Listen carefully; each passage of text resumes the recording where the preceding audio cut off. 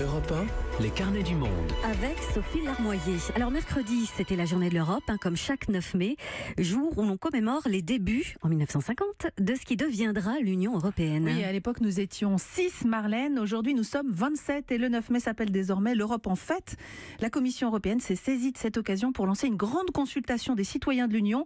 12 questions auxquelles nous pouvons tous répondre pour peser sur l'avenir de l'Europe. Et grande première, ces questions n'ont pas été préparées par des fonctionnaires dans un bureau ni par un institut de sondage, non. Ce sont des hommes et des femmes comme vous et moi qui s'y sont collés, près de 100 citoyens venus à Bruxelles des 27 pays de l'Union et qui ont passé le week-end dernier à débattre et à plancher. Isabelle Horry y était. Écoutez. Johanna est l'une des plus jeunes. Elle n'a que 23 ans. Comme les autres, cette Chypriote a été choisie au hasard pour représenter son pays. Elle a tout de suite dit oui. Dans les discussions, elle se fait entendre sur la paix ou sur l'importance d'assurer une retraite décente aux plus vieux des Européens. L'expérience l'enchante. Dans mon groupe, on vient de Pologne, de Tchéquie, de Grèce, de Chypre et de France. C'est étrange, mais c'est superbe.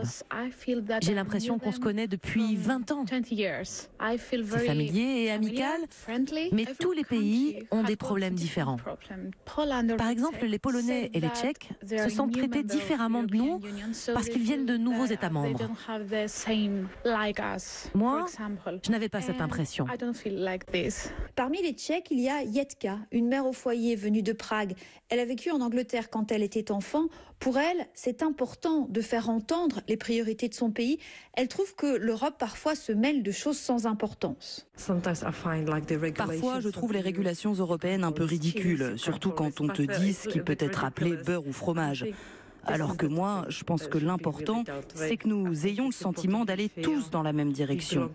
Il faut que nous prenions ces grandes décisions tous ensemble. Chacun a ses post-it, on y note les grands thèmes qui rapprochent tout le monde, le chômage, la migration, l'environnement, l'agriculture, la sécurité. Le dialogue s'instaure parfois un peu chaotique car il n'y a pas forcément d'interprète dans toutes les langues.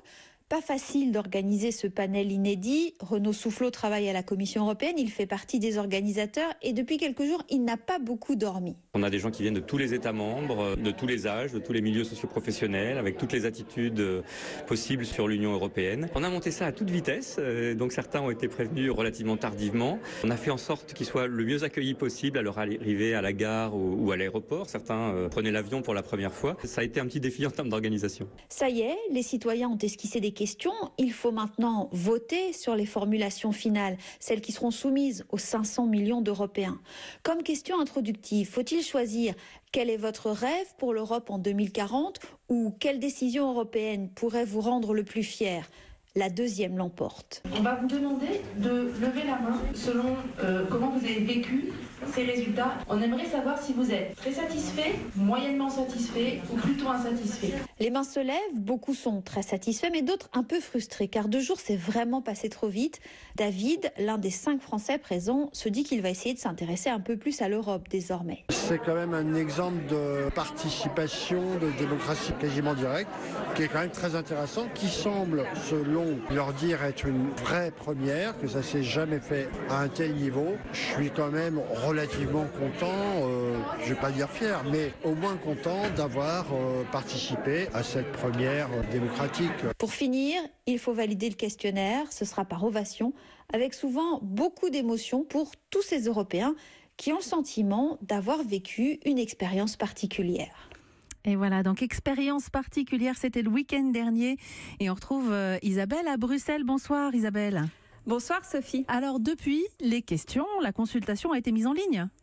Et oui, parce que comme c'était la journée de l'Europe mercredi, la Commission européenne l'a fait traduire à toute vitesse dans toutes les langues pour qu'elle soit déjà accessible à tous. Ceux qui répondront pourront donc donner leur avis sur le rôle que l'Union européenne doit jouer pour défendre l'environnement, réduire les inégalités. Ils doivent aussi choisir s'il faut accueillir et intégrer les migrants ou plutôt renforcer les contrôles aux frontières.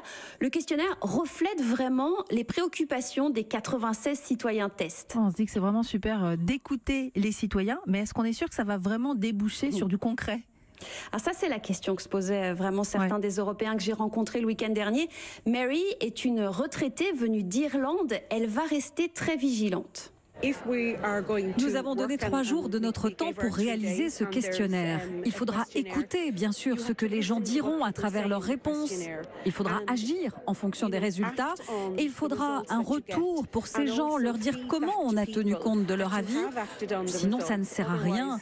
Et tout cet exercice est un gaspillage de temps et d'argent. Voilà, les attentes sont claires. Alors aux dirigeants de les entendre maintenant.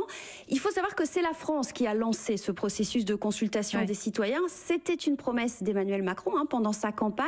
Et Paris a réussi à convaincre toutes les autres capitales de suivre. Alors jusqu'au mois d'octobre, chaque pays va organiser chez lui des réunions pour parler d'Europe. En France, il y en a un peu partout dans les départements. On va vous mettre les liens sur la page de l'émission. Et ensuite, aussi bien les résultats de la consultation en ligne que le bilan de ces réunions sur le terrain seront synthétisés et ils seront transmis aux chefs d'État et de gouvernement lors de leur sommet en décembre prochain. Qu'est-ce qu'ils vont en faire ? Alors, l'objectif officiel, c'est d'en tirer des priorités de moyen terme sur lesquelles se mettre d'accord avant les élections européennes du mois de mai. Évidemment, l'idée, c'est d'essayer de réconcilier les gens avec l'Union européenne alors que le populisme monte sur le continent. On le sait tous, l'Europe n'a pas bonne presse, on comprend mal ce qu'elle fait et la conséquence, c'est que l'élection des députés européens ne passionne pas les foules. Moins d'1 Européen sur 2 est allé voter en 2014. D'où l'idée de cette démocratie participative. Voilà, exactement. Et les dirigeants ont sacrément intérêt à tenir compte des résultats parce que si c'est juste pour la forme, ils risquent le retour de bâton, la déception de tous ceux qui les auront pris au mot et qui auront participé. Ouais, c'est sûr. Et donc c'est à nous de jouer maintenant en répondant à ces 12 questions mises au point par les citoyens européens. On a mis le lien sur europe1.fr dans le sommaire des carnets du monde. Merci Isabelle de nous avoir mis sur cette piste. À très vite. À bientôt.